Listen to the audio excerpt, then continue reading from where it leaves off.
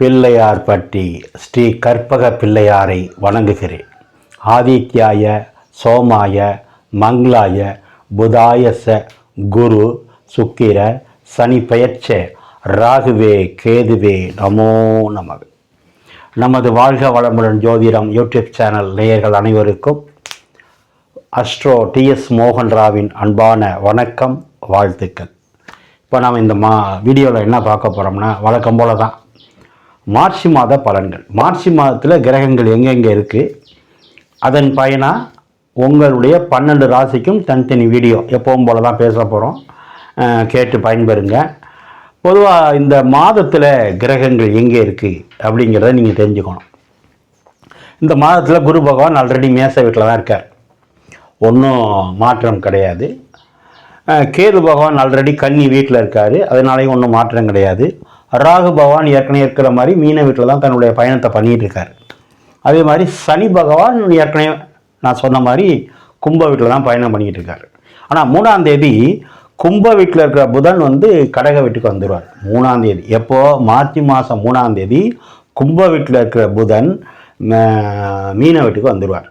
அடுத்து மகர வீட்டில் இருக்க சுக்கிர பகவான் 9ஆம் தேதி கும்ப வீட்டுக்கு வந்துடுவார். மகர வீட்டில் இருக்க சுக்கிரன் 9ஆம் தேதி கும்ப வீட்டுக்கு வந்துடுவார். அடுத்து 15ஆம் தேதி மகர வீட்டில் உச்சமாக இருந்த செவ்வாய் கும்ப வீட்டுக்கு வந்துடுவார். எப்போ, மார்ச் மாதம் 15ஆம் தேதி. அடுத்து 14ஆம் தேதி சூரியன் கும்ப வீட்டிலேருந்து மீன வீட்டுக்கு போயிடுவார். இதுதான் அந்த கிரகங்களுடைய பெயர்ச்சி.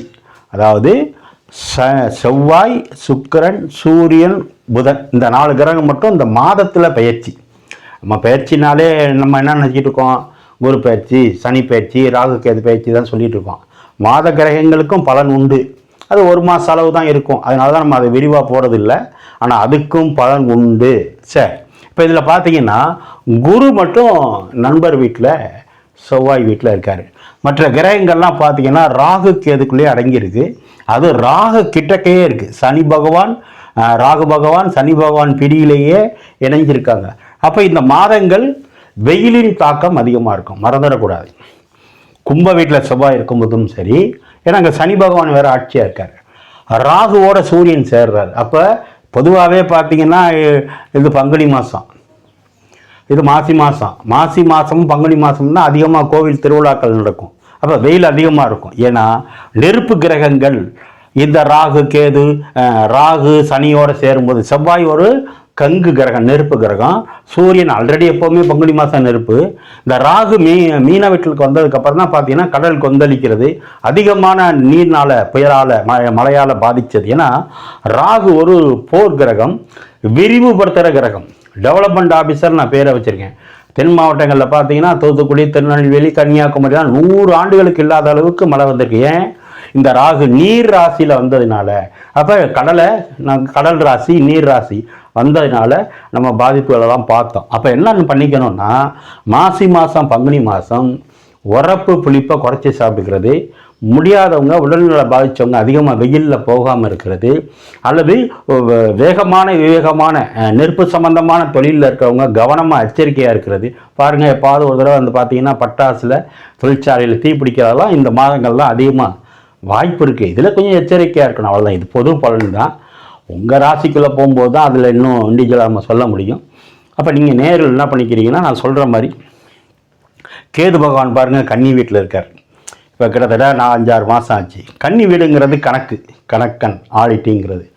கேது ஞானக்காரன். பார்த்தீங்கன்னா இடி ரைடு, ஐடி ரைடு அதெல்லாம் வந்துச்சு ஒரு சிலருக்கு. காரணம் என்ன, அது கன்னி வீடு, புதனுடைய வீடு, கணக்கன்னு சொல்கிறது, ஆடிட்டிங் சொல்கிறது, பேங்கிங் சொல்கிறது, தொடர்புகள் சொல்கிறது. கேது யார், சுருக்கும் கிரகம். கேது யார், சட்டத்துக்கு, ஆன்மீகத்துக்கு. அப்போ ஒரு சில இடங்களில் இதெல்லாம் நடந்தது. இது பொது பலன் தான், எல்லாருக்கும் இல்லை. ஆக உங்கள் ஜாதகத்துக்குள்ளே போகும்போது தான் விரிவாக பார்க்கணும். இது பொது பலன் தான். ஆனால் உண்மையிலேயே இந்த மாதம் நல்லா இருக்கும். யாராருக்கு எத்தனை % நல்லா இருக்குன்றதை பார்ப்போம். நீங்கள் நேர்கள் என்ன பார்க்குறவங்க புரிஞ்சுக்கணும்னா, வழக்கமாக சொல்கிறது தான், இது ஒரு பொது பலன். மார்ச் மாதத்தில் உங்கள் 12 ராசிக்கும் எப்படி இருக்கும். நீங்கள் என்னோடய சேனலை ரெகுலராக பார்த்துக்கிட்டு இருக்கீங்க, உங்கள் உறவினர் நண்பர்களுக்கு சொல்லுங்கள். நீங்கள் இல்லை இப்போ தான் பார்க்குறீங்க, இல்லை சார் நான் இப்போ தான் பார்க்குறேன்னா என்னுடைய சேனலை சப்ஸ்கிரைப் பண்ணிக்கோங்க, பக்கத்தில் இருக்க பெல் பட்டன் அமைக்கிக்கோங்க. இந்த நிகழ்ச்சி நல்லா இருந்தால் ஒரு லைக் கொடுங்க. எனக்கிட்ட யாராவது பார்க்கணும், ஜாதகம் பார்க்கணும் அப்படி விருப்பம் இருந்தால் கீழே இருக்க நண்பருக்கு ஃபோன் பண்ணுங்கள். இல்லை இந்த நான் சொல்கிற இந்த வீடியோவில் ஏதாவது சந்தேகம் இருந்தால் எனக்கு ஃபோன் பண்ணி கேளுங்க. ஓம் நமச்சிவாயா. நாம் இப்போ தனுசு ராசியை பார்ப்போம். தனுசு ராசி அப்படின்னா வில் பவர். நான் வச்சுருக்க பேர். தனுசு ராசியை ஜெயிக்கிறதுக்கு அடிச்சுக்க ஆளே கிடையாது. ஏன்னா அவங்கள்ட்ட அவ்வளோ டேலண்ட் இருக்கும், ஷார்ப்னஸ். என்ன வேலையில் குறி வைக்கிறாங்களோ அதை முடிச்சுட்டு தான் உட்காருவாங்க. ரொம்ப நல்ல ராசி. காலப்புருஷனுக்கு 9வது ராசி. பொதுவாகவே நம்ம நிறைய பேசியிருக்கோம். தனுசு வீட்டில் எந்த கிரகம் இருந்தாலும் நல்லது தான் பண்ணும்.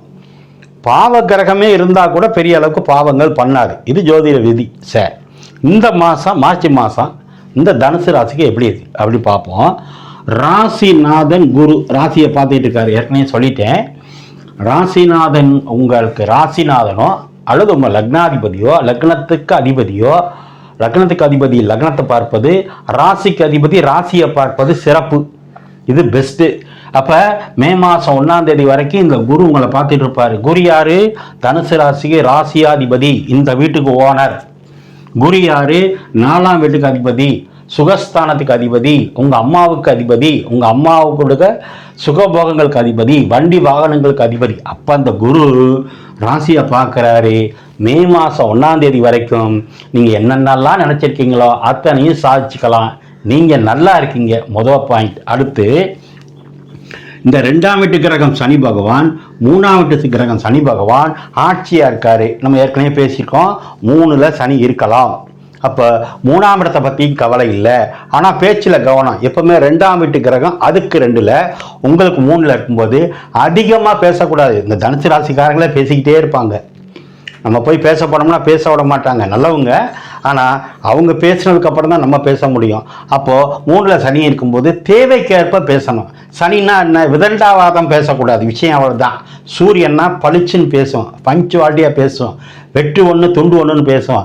கிட்டத்தட்ட செவ்வாயும் அப்படித்தான். ஆனால் சனி வளா கொலான்னு பேசி தேவையில்லாத பேசி மாட்டிக்கக்கூடாது. சரி, அடுத்து உங்களுக்கு 9ஆம் இடம் என்பது தர்மஸ்தானம், 10ஆம் இடம் என்பது கர்மஸ்தானம். 9ன்னா பாக்கியம், 10ன்னா தொழில். சூரியனும் அந்த 9 கூடையவர் சூரியன், 10 கூடையவர் புதன், 2 பேர் ஒன்று சேர்ந்து கர்மாதிபதி யோகம் கிடைக்குது. சூரியன் புதன் 4ல் இருந்து டைரக்டாக 10ஆம் இடத்தை பார்க்குறாங்க. எவ்வளோ யோகம் பாருங்க தனுசு ராசி. கர்மாதிபதி யோகம் கிடைக்கிறதே பெரிய விஷயம். கிடைச்ச யோகம் எங்கே இருக்கு?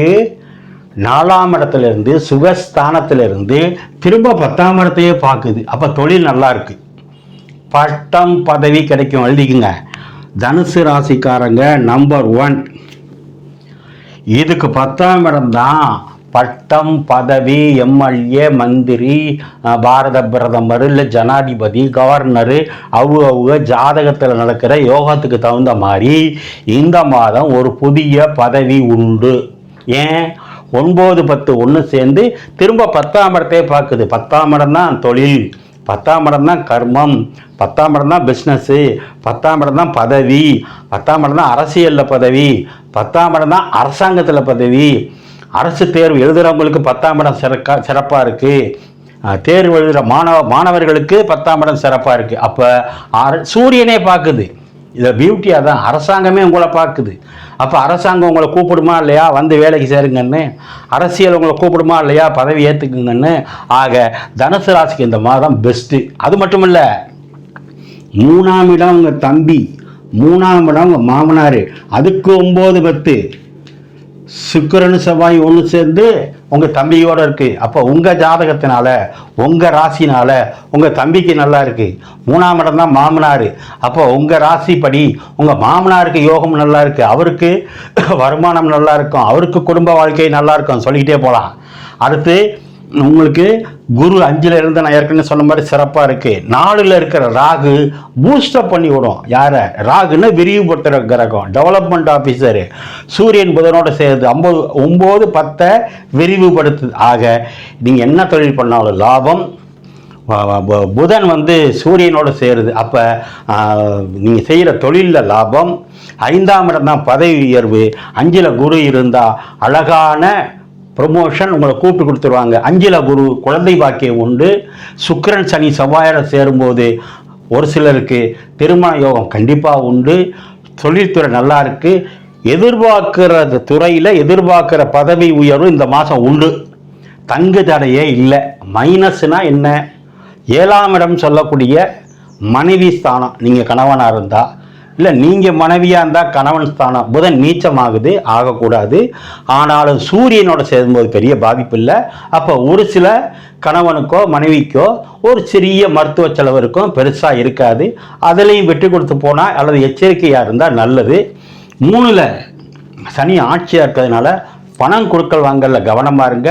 பேராசைப்பற்றக்கூடாது. ஏன்னா ராகு 3ஆம் பார்வையை பார்க்கும்போது தனுசு ராசிக்கு பேராசையினால் நஷ்டம் வர்றதுக்கு வாய்ப்பு இருக்குது. மற்றபடி கிரகங்கள் உங்களுக்கு சாதகமாக இருக்குது. நீங்கள் வழிபட வேண்டியது சிவனும் பெருமாளும் பக்கத்தில் இருக்கிற கோயிலாக பார்த்து சிவன் வழிபாடு பெருமாள் வழிபாடு பண்ணிக்கங்க. தனுசு ராசிக்காரங்க 21ஆம் தேதி 22ஆம் தேதி 23ஆம் தேதி சந்திராசனம் இருக்குது. அந்த நாட்களில் பணம் கொடுக்கல் வாங்கல கவனமாக இருங்க. 2 வீலர் காரில் போகிறதுல கவனமாக இருங்க.